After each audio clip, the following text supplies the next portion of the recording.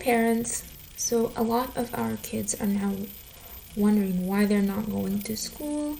They may be even standing by the window, looking, waiting for the bus, or they might even bring up the question multiple times, multiple ways during the day. And you're like, well, didn't I just explain that to you? At least in your mind, that's what you're thinking. And you sometimes may feel helpless. What else could I do? So this is our big question. How do we explain to kids about coronavirus?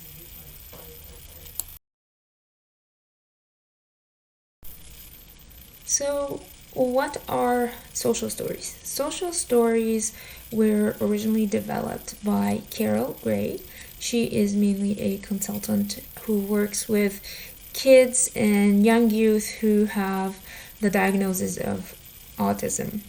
So she found that using social stories help communicate information about specific events and circumstances. It is a research-based and supported tool to help us communicate with kids, not just who have a diagnosis of autism, but we find it very beneficial to all kids.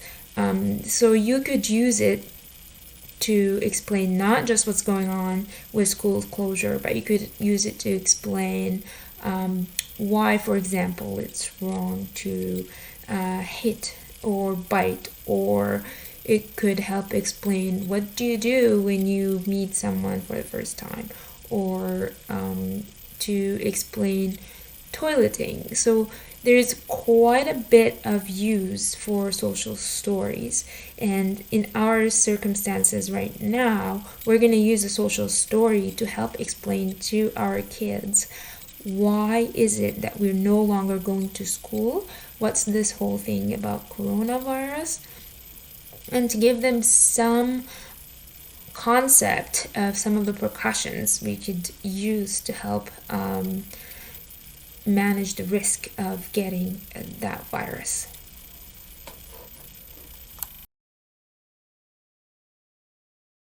So far we've talked about our problem, which is that how can we deal with the kids asking questions about when they're going back to school or why they're not going back to school.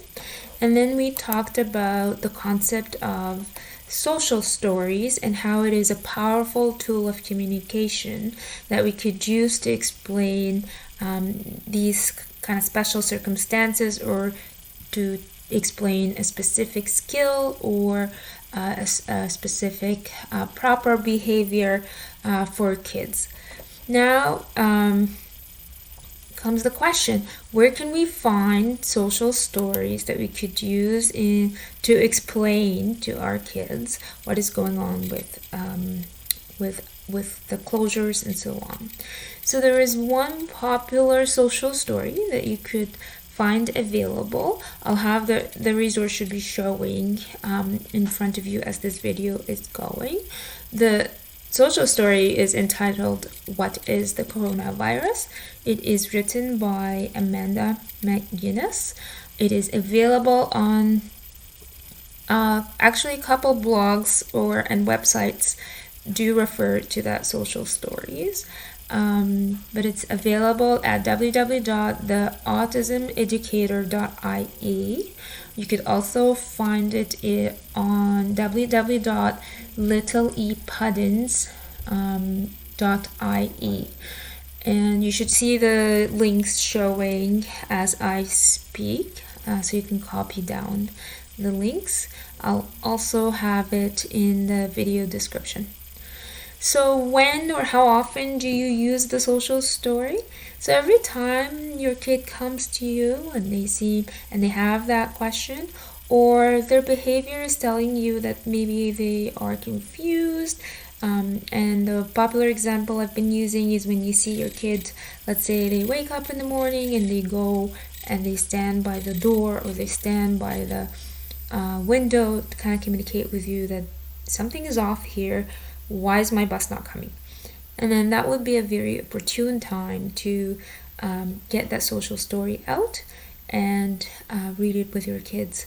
I will also have a video of the social story, but because the social story is copyrighted, I cannot post it online for public, but I'll have it as a private video only available for parents with kids at Elves to simulate what I would have done at the school. So if I'm reading a social story to the kids, I could do that in our virtual world. You can go and you can download the social story. It's available in PDF.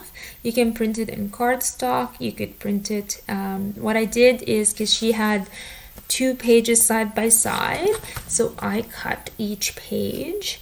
So you could see, for example, here.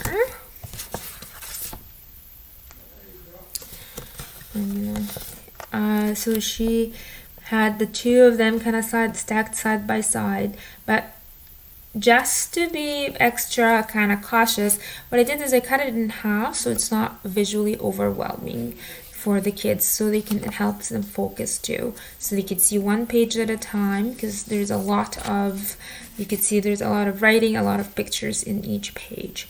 So you could print it in cardstock, or you could print it and put it in sheet protectors and just kind of have it available, and even for your kid to kind of go through it. Even if they can't read, they can look at the pictures. So that's one thing we could do during the spring break, is to kind of reinforce that information by reading social stories to our kids. So I hope you find this helpful. Once we get back to work again, I will be sending out emails with links to these private videos, so only parents who have kids at Elves can access those videos. And mainly we are going to do this because a lot of the material we use to teach our kids are copyrighted material, so we can't just have it public. Well, I hope you have fun during spring break. Take care, everyone, and we'll see you soon.